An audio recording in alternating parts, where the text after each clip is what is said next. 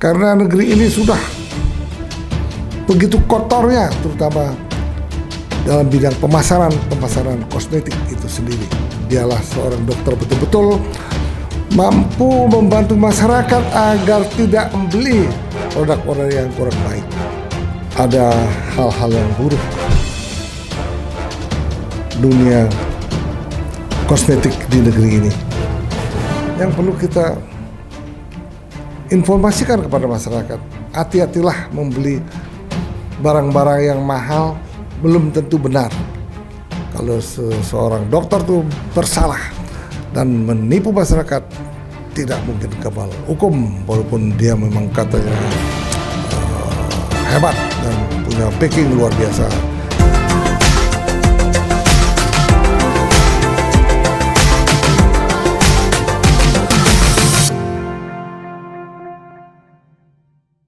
Selamat siang, kembali lagi bersama Mr. Puisi Live. Mr. Puisi Live tidak henti-hentinya, baik saat udara panas, juga saat udara dingin. Walaupun pun akhirnya menggigil, Mr. Puisi tetap berinspirasi, menghasilkan karya-karya besar, seolah-olah karya itu semua dihasilkan karena mimpi-mimpi yang unik. Tetapi kali ini bukan mimpi-mimpi yang diceritakan, bukan mimpi-mimpi yang dibahas. Yang dibahas adalah bagaimana usaha UMKM itu, terutama UMKM di bidang kosmetik, tidak terganggu oleh hal-hal yang sangat merugikan pemasaran di negeri ini. Karena negeri ini sudah begitu kotornya, terutama dalam bidang pemasaran kosmetik itu sendiri. Kalau dulu kita melihat ada seorang Dr. Richard Lee mengkoreksi sebuah kosmetik yang beredar di negeri ini karena konon katanya kosmetik itu mengandung chemical yang kurang baik untuk kulit. Ketika itu terjadilah polemik dan sengketa yang cukup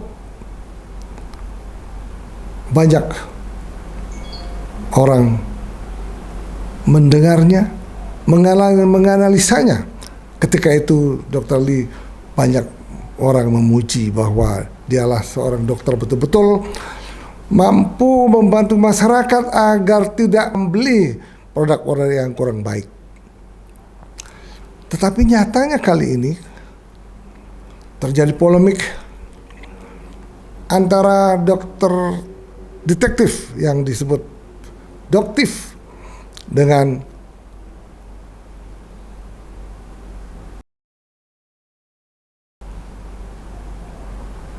apa yang terjadi? Baiknya kita harus mendengarkan secara cermat.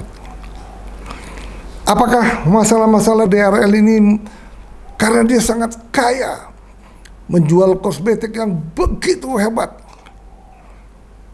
Jutaan kosmetik telah dijualnya. Ratusan dan mungkin ribuan stem cell sudah disuntikkannya. Mungkin dia sekarang menjadi sangat super kaya. Apakah mungkin gara-gara dia kaya banyak orang ngiri sehingga banyak orang menemaknya? Kami tidak mengatakan demikian. Marilah kita telusuri apa sih yang sebetulnya terjadi di dunia perkosmetikan bangsa Indonesia ini. Nanti juga kita akan mendengar bagaimana konten kreator Densu akan wawancara dengan doktif. Kami sebagai pengusaha herbal yang baru mulai sejak COVID itu menguasai dunia, saat itulah banyak UMKM tumbuh di negeri ini. Banyak pemasaran online tumbuh di negeri ini. Kalau tidak tumbuh, karena tidak bisa keluar, dia akan mati. Bagaimana biar tetap hidup? maka digitalisasi ini jawabannya. Ini yang sangat luar biasa. Untuk itu kita akan mendengarkan, kita akan menganalisa siapa sih yang benar sesungguhnya. Apakah Doktif atau DRL? Sebagai pengusaha UMKM kita tahu persis bahwa BPOM itu sangat teliti.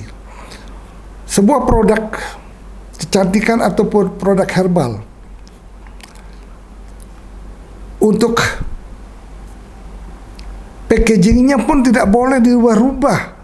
Apabila sudah disetujui oleh BPOM packaging seperti itu, tidak boleh pada saat kita memasarkan produk itu menambahkan stiker ataupun label-label lain. Karena itu kemungkinan terjadi unsur-unsur penipuan untuk mengelabui masyarakat, untuk membeli produknya, bahwa produknya itu adalah produk yang paling hebat dan mungkin mengandung emas yang sangat berharga, sehingga produk itu yang tadinya 100 perak bisa jual dengan 2000 perak. Kalau itu yang terjadi, sangat merugikan masyarakat itu. Nah, inilah yang kelihatannya polemik yang akan kita dengarkan. Apa yang diceritakan oleh Doktif di Denshu Production. Itu yang terjadi. Jangan sampai sesuatu produk yang sudah beredar jutaan baru diketahui oleh BPOM, produk itu ditarik. Bagaimana cara menarik? Karena sudah ada di jutaan orang membeli. Kecuali produk itu ada di toko. Nah, sedangkan produk ini adalah dijual di online. Itu masalahnya.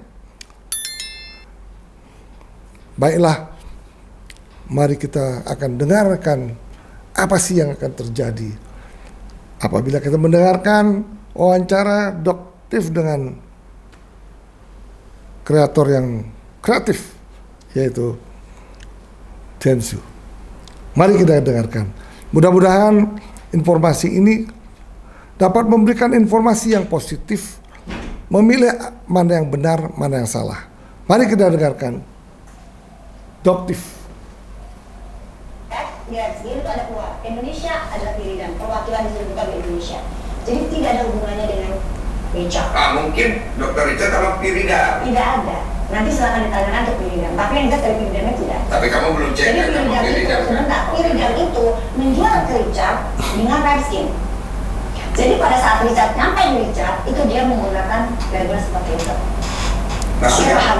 Ya dia mulai beli lagi dengan brandnya dia. Ya kalau misalnya gua kerja sama Piridam ini, Nggak gua bisa. kerja sama nih. Ya nggak bisa, makanya Piridam kemarin sempat ditanya, kenapa? Loh, itu ya sudah kita jual, ya udah kita lepas, mau kita mau apapun juga terserah gitu. Padahal kalau melalui brand pun tidak bisa seperti itu. Oke, berarti Piridamnya tidak masalah ya? Tidak masalah karena dia menjual dalam bentuk Redskin. Oke, yang bermasalah nanti bisa ke BPOM-nya. Betul. Tapi kan udah ditarik peredarannya.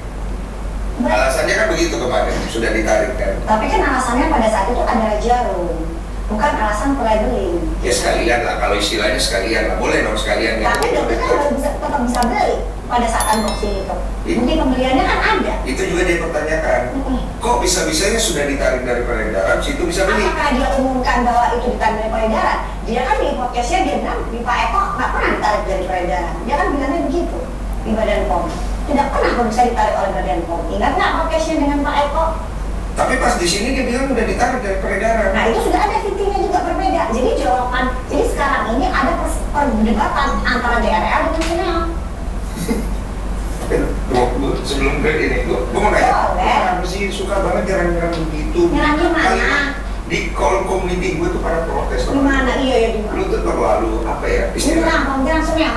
Terlalu kata-kata lu tuh terlalu kasar. Karena lu tuh sejawat ya maksudnya. Lu tuh teman sejawat. Bahkan gue lihat ada video-video teman-teman sejawat dokter lain itu memprotes bahasa yang kamu gunakan itu terlalu apa ya? Terlalu jauh berlebihan gitu. Berlebihan dari persepsi yang mana? Satu, lu bilang-bilangnya Sunil, itu kan nggak boleh. Nggak disuruh politisi dari mana? Dokter itu bilang sudah itu dari karakternya. Harusnya dia seneng dong. Sunil kan kaya raya. Dari mana ngebulinya? Kaya raya kalau Apa? dari sisi kaya Kayak rayanya. sudah itu aja persepsinya, jangan nambah-nambah. Mau debatnya sama ibu-ibu ini susah. Oke, berarti tergantung dia aja mau tersinggung apa Iya, ya. sekarang gini aja deh, Bang Densu panggil dokter Doraemon. Seneng berarti, padahal kan Doraemon kan gitu, kalau ngomongin bully. Kok ada tuh nggak marah dipanggil Doraemon? Oke, ya. Emon, Ya, ya. panggil aja Emon. Oke. Nanti jangan panggil lalu-lalu, tapi dimarahin sama netizen. Iya, gua kemarin juga kena tegur lalu-lalu Dokter ya. atau Doraemon. Mohon maaf ya, kita seumuran masih lebih tua ya. Begitu kan Bang Densu, jauh banget. Saya tuh baru lalu-lalu. Dokter 33. Tahu lu. Nah sekarang bisa nggak kalau nyerang itu bahasanya dijaga? Apa? Bahasa dasarnya kira apa? Kalimatnya, mungkin caranya, janganlah main ke personal orang. Apanya persona dia aja nyeritain tentang lingkungan rumah tangganya dokter pertama kali.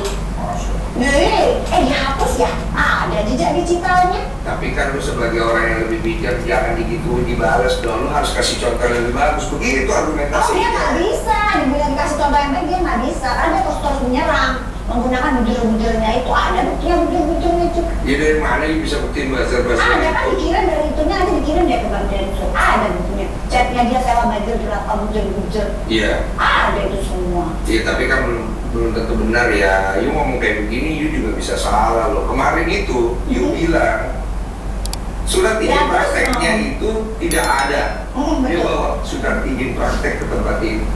Lu, Ya. lu kalau lu lihat, kamu lihat kan? Ya. Itu surat izin prakteknya kan? Yang waktu di video di sini kan, dikasih lihat itu. Kurang apa lagi? Coba. Jangan ketawa dong, lu nggak bisa gitu juga soalnya dokter. Kalau lu salah dalam posisi itu, lu juga nggak bisa maksud. Nggak, berarti itu nggak mau loh sebenarnya. Sebenarnya gue nggak mau orang seperti ini, nggak mau loh Bang Densu. Jadi ini lucu kan. Pertama, dokter itu udah pernah berangkat ke kliniknya beliau di Palembang. Dia cerita kok. Iya kan? Oh, Yang namanya izin praktek itu wajib dipajang di tembok. wajib. Wajib, silakan tanya. Wajib. Oke, terus Itu nggak ada dipajang di situ. Itu yang pertama. mungkin lupa. Keselip, dilaci. Keselip, Ya, itu kan pilih lagi. iya kan, betul. Yang kedua, pada saat dokter bertemu dengan dokternya di situ dokter tanya, apakah atasan kamu memiliki surat izin praktek? Kalau memiliki, jawabnya gampang Pak. Dia memiliki. Enggak ada. Dia 1000 bahasa. Dia jawab. Diam 1000 bahasa. Ya mungkin karena dia lihat ini dokter. Kalau yang lainnya ngomongnya enak. Pada saat dokter itu, dia. Kenapa? Oh jadi ngomong yang lain dia oke, Ya. tapi pas itu dia terdiam. Diam. Terus kamu bertanya Dokter ulang lagi, kurang lebih dokter tanyakan lebih dari 5 kali. Cuma jawab aja, kalau ada nggak apa-apa, jawab aja ada. Kan dia sering melakukan tindakan di sini. Tidak ada jawaban. Berulang-ulang dan semua itu terrecord dengan jelas. Gitu. artinya Iya berarti, tidak ada surat izin. iya dokter tidak bisa ngomong seperti itu. Tapi yang jelas yang seharusnya dia melanggar aturan. Harusnya surat izin itu dipajang di situ. Aturan apa etika? Aturan, karena Aturan. harus dipajang di situ. Itu Oke. aturan bukan etika. Aturan ini datang dari siapa? Dari dinas yang memang harus Ini? seperti itu. Dinas kesehatan. Dinas kesehatan itu. Aturannya seperti itu. Oke. Nah sekarang berarti kan tidak terjawab saat itu. Tidak Tapi kan terjawab. kalau izin praktek yang lain yang dia nggak punya. Selama ini dokter melihat dia ada nih di podcast, bukan podcast ya, VT-VT-nya dia. Dia bikin treatment stem cell Oke. di berbagai macam klinik. Ya. Salah satunya di Jakarta, yang paling heboh seringnya di Jakarta ya. Oke. Dan di Jakarta itu dokter ditanyakan, punya nggak SIP-nya? Nggak ada. Ya. Dan Dulu, kita satu-satu di Palembang dulu ada kemarin. Palembang ada kan? SIP-nya ada. Iya. Ah. Ya itu jadi kenapa kok nggak dipajang? Ada apa? Kenapa kok nggak dipajang di kliniknya? Ada apa? Menurut lu kenapa? Ya dokter nggak berani berspekulasi di sini karena kan semua sudah tahu by data. Iya, tapi kamu bilang nggak ada izin praktek loh. Kamu udah ngomong dia nggak ada izin praktek. Di mana? Apakah dokter menyebutkan di Palembang? Yang kamu maksud di mana? Di Jakarta. Di Dia Jakarta. tempat jadi gini ya Bang Densu ya. Kliniknya ada 23. Saya nggak tahu ya berapa tempatnya sekarang ya karena beberapa udah yang tutup. Ya. Jadi dokter nggak tahu ngitung berapa jumlah klinik dia sekarang. Ya. Tapi yang jelas, dokter sering lihat di VT dia berpindah-pindah dari satu kota ke kota lain melakukan injeksi stem cell. Sementara setiap dia melakukan injeksi di suatu klinik dia harus punya surat izin praktek. Dan dokter dibatasi untuk 3 tempatan. Hanya bisa 3. 3 Untuk satu shift itu. STM. Oke. Jadi kita Jadi punya hanya STM. 3 ya? Hanya 3. Oke, berarti Bagaimana dia bisa melakukan di berbagai macam kota? emang lebih dari 3. Banyak ada videonya, VT-nya. Dia melakukan justice time study di berbagai macam kota. Oh, tindakan itu hanya bisa di 3 tempat. Betul. Oh, berarti itu ada pelanggaran kalau begitu. Betul. Nah, kalau pelanggaran kayak begini siapa yang bisa menindak? Nanti akan ada bagian ID dan NKIK. Jadi nanti akan dipanggil, beliaunya akan sidang. Oh, itu bagiannya di ID itu nanti. Betul. ID. Oh, itu masuknya ke etik. Majelis Kode Etik Kedokteran Indonesia. Oh, itu masuknya ke etik ya? Betul. Oke, itu yang kamu bahas di situ ya? Betul. Oke, bagaimana dengan semua kemarin jawaban dari kamu dulu? Masalah surat izin praktek belum selesai. Oke, lanjut, surat izin Pada praktek. saat dokter bilang nggak punya surat izin praktek, kenapa pada saat bertemu dengan Bang Densu, tiba-tiba dia sudah menunjukkan surat izin praktek, terutama di Jakarta. Iya, itu yang dikasih lihat. Palembang juga dikasih lihat, Palembang. Nah, dari Jakarta. Palembang Dan dari itu Jakarta. ada. Oh iya, yang di handphone. Nah iya. Iya, yang di handphone ya. Bukan ada 2 ya. Satu yang di sertifikat, satu di handphone. Iya, Oke. Itu dia ajukan di tanggal 12 Desember 2024. Ini yang di Jakarta. Oke. Dan untuk pengurusan surat izin praktek itu nggak ada Bang Densu yang hanya dalam tempo sekian hari, itu butuh minimal paling cepat 1 bulan. Artinya Ada apa berarti kok bisa dalam 9,5 jam jadi? kita nggak bisa berpikir positif tentang hal itu. Oh nggak mungkin bisa. Kenapa? Karena untuk mendapatkan SIP itu harus banyak dokumen. Salah satu adalah pengumpulan poin SKP. SKP itu didapatkan dari apa? Dari berapa pasien yang kita dapatkan per hari konsultasi itu berapa pasien, itu ada poin-poinnya. Oke. Dan itu butuh upload, butuh pengumpulan, nanti dibalikin lagi kekurangannya. Teman-teman dokter itu paling cepat 1 bulan. Bahkan ada yang 3 bulan pun belum jadi. Ini yang menimbulkan kemarahan para dokter. Begitu mudahnya seorang Richard bisa mendapatkan surat izin praktek dalam tempo 9,5 jam. Nah inilah yang akhirnya nanti akan diselidiki oleh ID dan NKIK. Oke. Luar biasa informasi ini.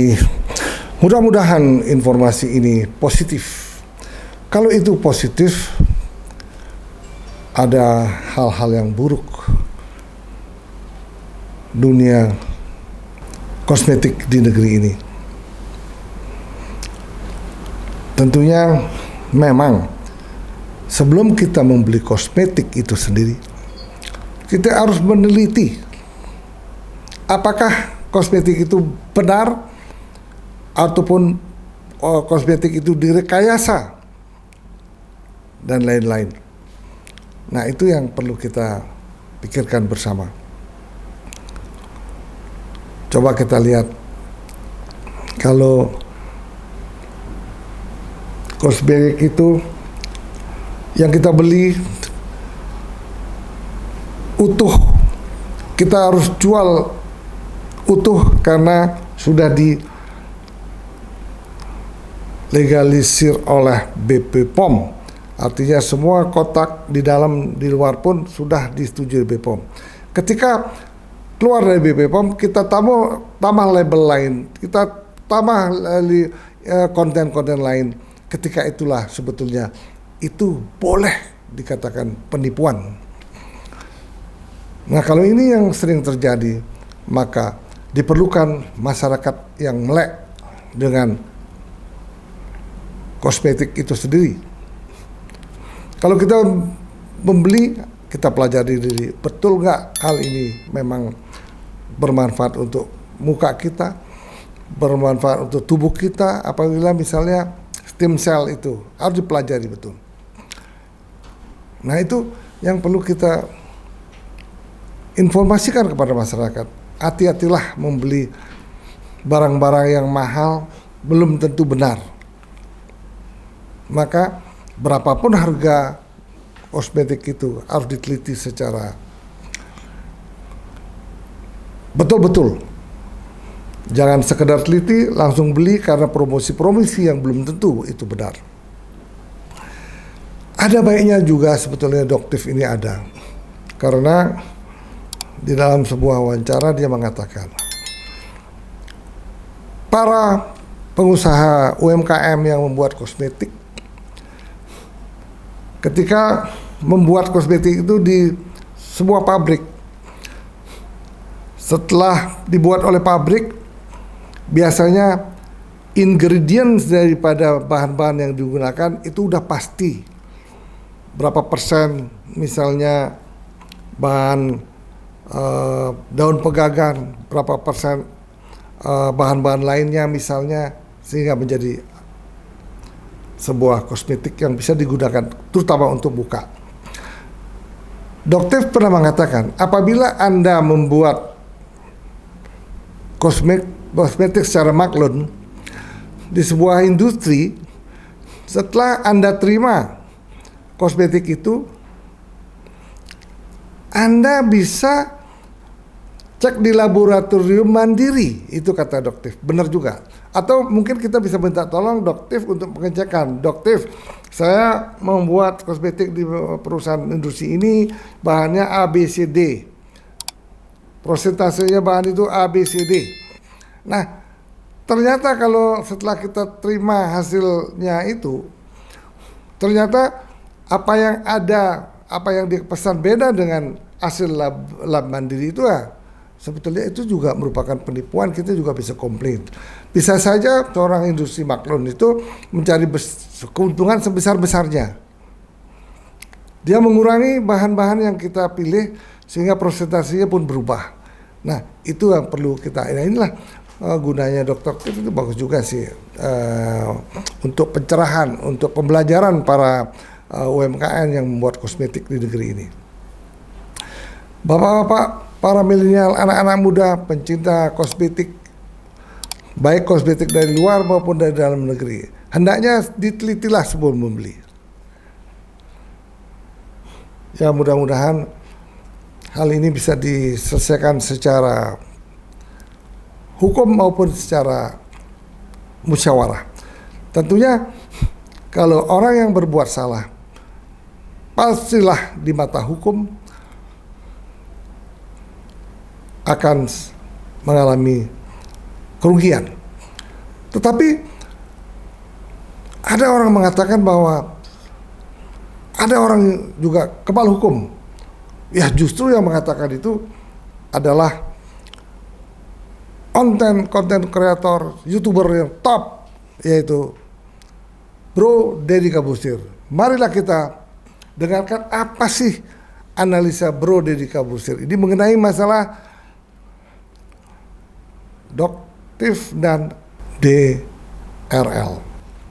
Mudah-mudahan juga apa yang dikatakan Bro Deddy Corbuzier itu bisa diserap oleh masyarakat sehingga masyarakat tidak tertipu oleh hal-hal ataupun promosi atau tangan-tangan yang tidak baik sehingga masyarakat tidak mengalami kerugian. Rugi dulu kemudian nuntut, gak ada gunanya. Lebih bagus sebelum kerugian kita harus teliti. Jangan sampai ada lagi banyak iklan-iklan yang menipu masyarakat Indonesia. Marilah kita dengar orasi yang vulgar seorang Deddy Corbuzier. Mudah-mudahan bermanfaat bagi para pemirsa, masyarakat luas, sehingga tidak salah membeli barang-barang terutama kosmetik. Silakan mendengar. Dan Dr. ngeributin Dr. Richard tuh mau ngapain? Udah jelas menurut gua sepertinya Dr. Richard ini kebal hukum. Dr. Richard itu kebal hukum. Kalian ente masih ngomongin tentang overclaim, oke? Ente masih ngomongin tentang jual kemahalan. Ente masih ngomongin tentang jadi bohong ke masyarakat. Dia pernah bikin hoax, tempat dia kerampokan, heboh, di demo sama satu kota, pernah. Kurus sampai sekarang? Enggak kan? Itu apa tidak berita kebohongan? Kurus sampai sekarang? Enggak kurus. Pengacaranya udah pernah gue undang ke sini. Ya, tuduhannya sudah ada, masuk ke polisi. Mana sekarang? Mana? Kebal hukum kan? Menurut gua lo ya, gua sih nggak tahu. Karena kalau dari yang kemarin hukum kok. Terus mau ngapain ributin dia tuh, mau ngapain? Gua mau ngomong tentang dokter sekarang. Dokter, udahlah. Kalau konteksnya ya bohong, kita semua tuh pembohong.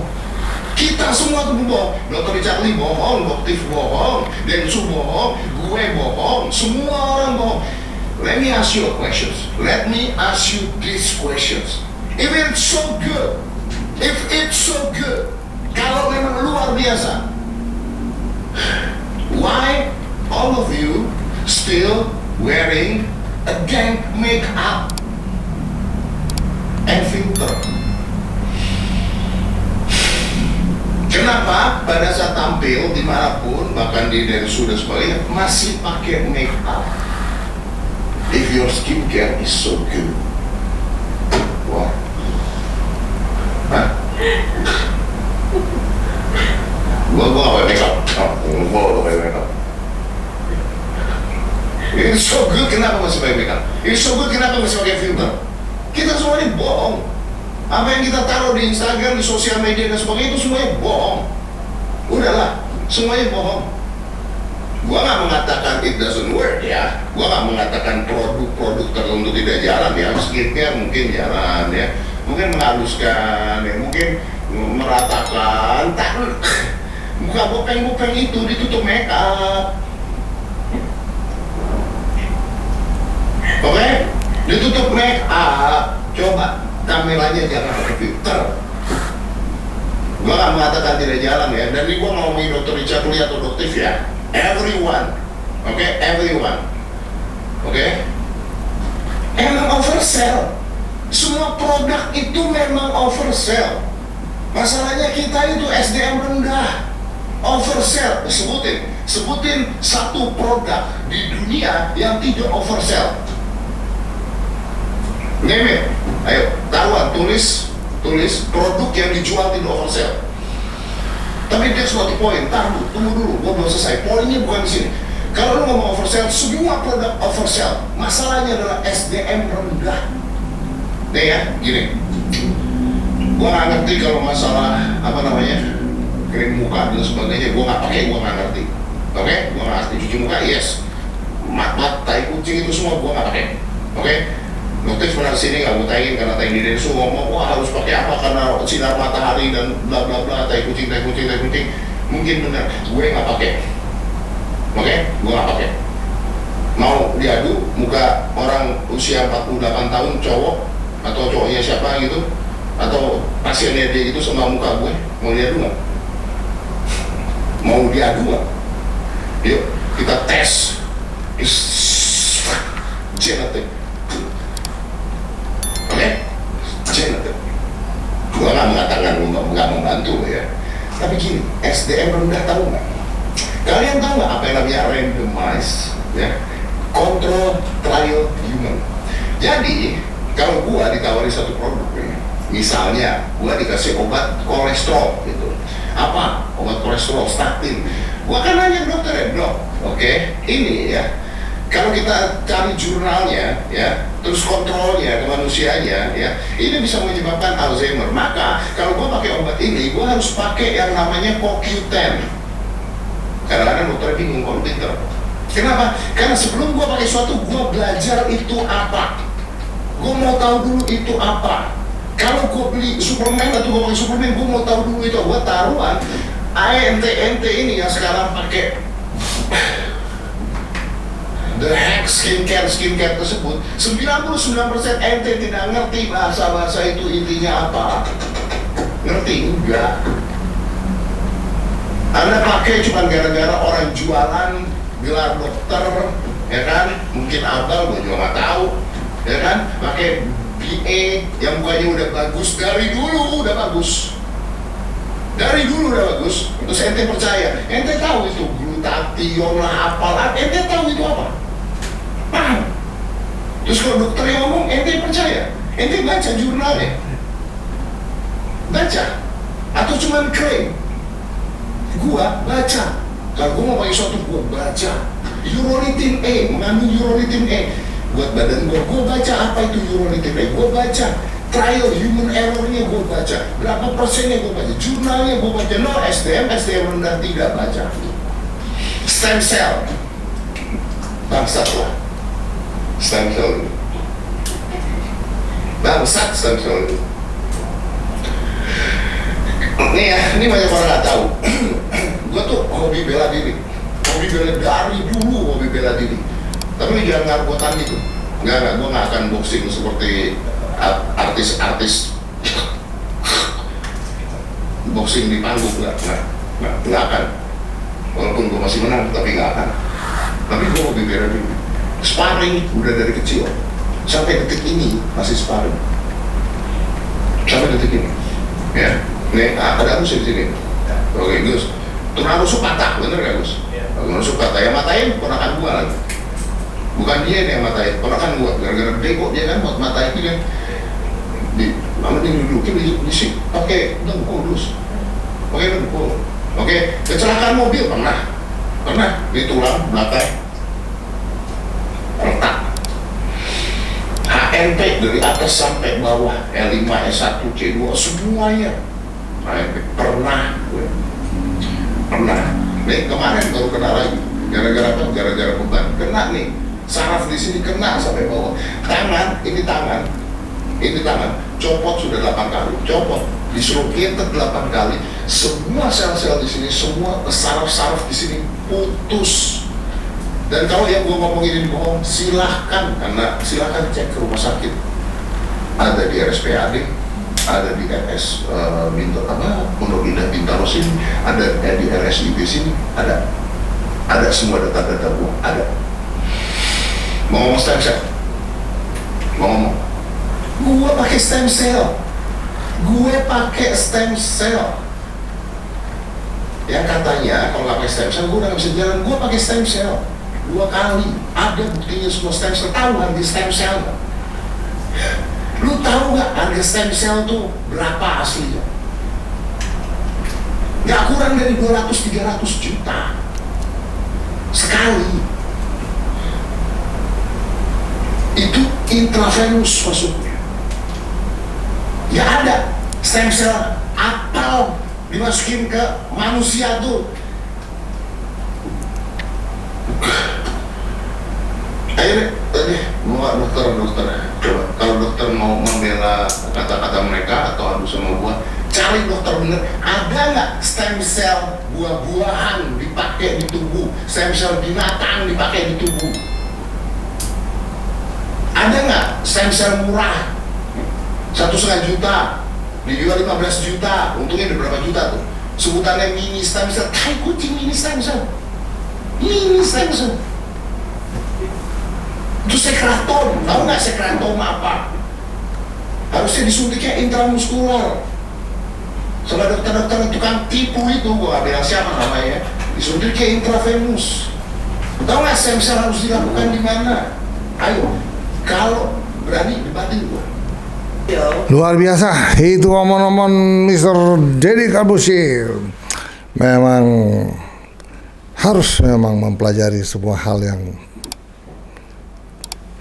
penting-penting itu sehingga kita tidak tertipu dengan dokter-dokter yang konon katanya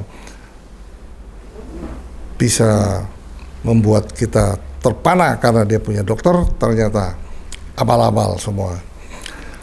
Tapi saya nggak percaya. Jadi Corbuzier pernah mengatakan dia kebal hukum, pernah terjadi kasus segala macam, lolos, dia kebal hukum. Rasanya sih kalau memang nantinya kalau seorang dokter tuh bersalah dan menipu masyarakat, tidak mungkin kebal hukum walaupun dia memang katanya hebat dan punya backing luar biasa. Rasanya apalagi sekarang ini dengan pemerintahan Bapak Prabowo, diharapkan penegakan hukum betul-betul menjadi prioritas pertama. Apabila banyak orang menipu hal-hal yang merugikan masyarakat, pasti akan ditindak tegas. Karena apa? Tujuan daripada program Bapak Prabowo itu mensejahterakan masyarakat. Kalau masyarakat banyak ditipu orang, akhirnya dia tidak sejahtera. Berarti para penipu, baik stem cell maupun penipu-nipu produk kosmetik, memang harus tidak boleh kebal hukum. Bapak-bapak, para disekalian, mudah-mudahan informasi mengenai stem cell, mengenai kosmetik menjadi perhatian untuk masyarakat luas, sehingga tidak tertipu. Walaupun siapapun dia, walaupun dokter, tetapi kalau ada unsur-unsur penipuannya, janganlah diikuti.